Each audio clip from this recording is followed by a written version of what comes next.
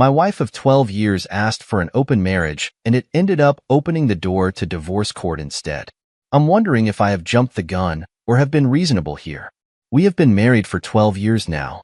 Things have always been great without any particular up or down. While life has always been a kind, sweet woman, and up until this, I thought the world of her. And then she went and broached the talk about open marriage. What if we consider opening up the marriage? Because all her friends did it, and it's 2024. I didn't get angry or anything like that. I just listened and offered my counters. I asked her for friends or influencing her into this. She said no. I asked if she already had someone in mind. She said no. I asked her to give me some time to think about it, and she agreed, stating we don't have to do it if I'm not up for it. I shouldn't have, but in the days after I checked her phone and laptop, nothing suspicious, or that suggests that she was cheating already. Last week I told her I thought about it, and in my opinion, she can date anyone she wants, because I wanted a divorce. Cue the sobbing, the begging and all. If I knew, I wouldn't have ever asked. She refuses to move out, and so do I. So I sleep in the guest room. She's taken sick from work, and every time I'm home, she keeps begging to talk and go back to the bedroom with her. I believe her friends actually tried to influence her, and she didn't do anything at all, but this unraveled my perception of her. Was I too fast to mention divorce? Update. I wasn't jumping the gun. She was cheating, emotionally, and planning to do so physically. I checked her phone and computer, found nothing, but she came forward with a second phone I had no idea she even had. She thought I already knew. That's why she came out with it. Just as I was starting to regret my decision, her friends sweet-talked her into it. Apparently those open marriages are just their affairs. She thought it'd help that her conscience, if I went on with the open marriage. The things I saw are stomach-churning. She begs to be given a second chance, and a part of me is foolishly considering to give it to her. But it's not the right thing to do. I don't want to leave her, but I have to for my dignity, pride, and self-respect. That I love her has become irrelevant. Second cheating story. Feeling surprisingly better, despite pretty fresh wounds. Most of the posts on this sub are, understandably and rightfully, tragic stories. Mine is one of them, though I've noticed a shift in my mood this last week or so, and I wanted to share in case anyone else is also in the thick of it and feeling lost.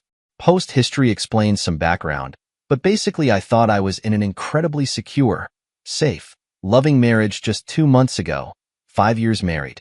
Husband turned on me out of nowhere and says he isn't happy for a while despite never acting like it or confronting me. Spent the next 6 weeks effectively phasing me out and increasing activity with a fair partner, which I knew about all along, but he thought he was hiding it. It's been almost 3 weeks since he asked for the separation, which prompted me to confront him on cheating. It's been a little less than 3 weeks since he's last lived in the house with me normally, and it's been almost 2 weeks since I've last seen him. I'm in the house and he's in a short-term corporate apartment type place. I could barely eat for the whole month of November, but a week ago my appetite is genuinely back. I don't wake up in the middle of the night and start panicking or wallowing about my situation anymore. The constant pit in my stomach seems much lighter in the last few days, and I haven't had a really good cry in a few days also. What changed? I've been leaning on my support system hard and putting myself out there. Last week I spent each night talking to a different friend on the phone for like 2 hours each. Went to a fitness class, made plans with newish friends for the first time this weekend, and made a completely new memory. I went to a holiday party with a family member where I knew literally no one, and it ended up being really fun. Lots of nice people and again, totally separate from my prior life. I'm a homebody and sometimes avoid socialization. I'm a text or not a talker, but moving out of my comfort zone in this way had been super therapeutic. My husband's fancy work holiday party was this weekend and I was worried I'd have super FOMO leading up to it and on the actual day. But by the time the day arrived, I was actually relieved I did not have to be trapped at a party with an emotional abuser putting on the nice guy front for his colleagues. I don't want to be at a party with someone who has told me he doesn't love me. I have plenty of people who love me. Ahead of time, I'm muted at Instagram posts and stories from those I follow who would be at this party. Out of sight, out of mind. I am in individual counseling 2 times a week for now, and I listen to Leave a Cheater Gain a Life. I think Chump Lady's book is a big reason why I've started to see things in a different light now. The feelings of sadness, attachment, and longing for my husband have turned to ones of pity and disgust. Cheaters are repulsive. Cheaters are narcissists. Cheaters are selfish. They are not spouse material. I just need to see it for what it is now. Starting to tell my story to my friends and family has helped tremendously. At first, I was worried about judgment or damaging my husband's reputation in case of reconciliation, but my personal healing and well-being is far more important than my husband's reputation, which he has now damaged, not me. Don't be afraid to talk about your story. People have been so supportive. I've avoided seeing him, and I respond to the logistical texts he sends from time to time, and I never initiate first contact, minimal contact arrangement. I know I am far from recovered. This journey is not linear. More tears and meltdowns will come at some point, but a few weeks ago, I literally couldn't see myself coming out of the extreme, debilitating spiral I was in. To all the betrayed people out there struggling, we got this. A bit to add. He asked for a separation, but specifically said he was undecided about divorce.